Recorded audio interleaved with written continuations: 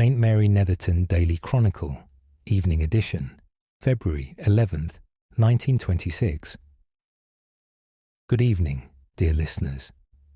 Edmund Pruitt addressing you as the village clock strikes 6 on this Thursday, which has produced an afternoon of both practical adjustment and quiet achievement for our community.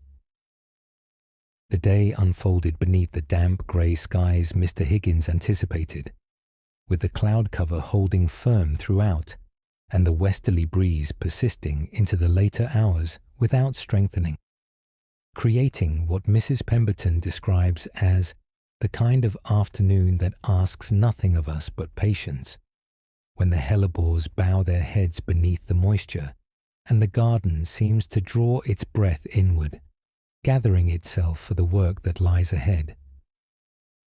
Mrs. Barnes's leghorn hen produced no afternoon egg, which Dr. Peterson attributes to the entirely natural rhythm of a productive bird, who has earned herself a restful afternoon following a thoroughly commendable morning's work.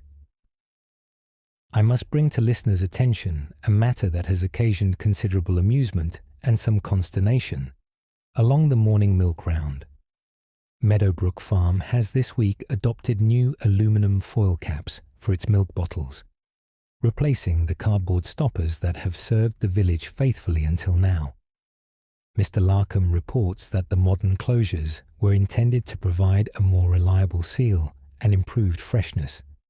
However, the blue tits of St. Mary Netherton required no more than a single morning to discover that the foil yields rather easily to a determined beak. Several households reported finding their bottles with neat punctures through the caps and the cream beneath conspicuously diminished by the time they retrieved their deliveries from the doorstep. Mr. Larkham extends his sincere apologies to affected residents and suggests that bottles be brought indoors promptly upon delivery until a solution presents itself. Colonel Weatherby, when consulted on the matter, confirms that blue tits throughout the region have demonstrated this particular ingenuity and observes that the bird's resourcefulness, whilst inconvenient to householders, represents a rather impressive feat of avian problem-solving that any naturalist must admire, even as one mourns the cream. In matters of village accomplishment, Miss Pettigrew is pleased to announce that the collaborative jigsaw puzzle at the Lending Library has been completed.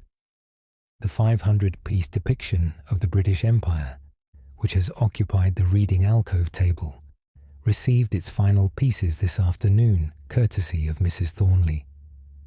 The finished work drew appreciative study from several afternoon visitors before Miss Pettigrew covered it with a cloth for preservation.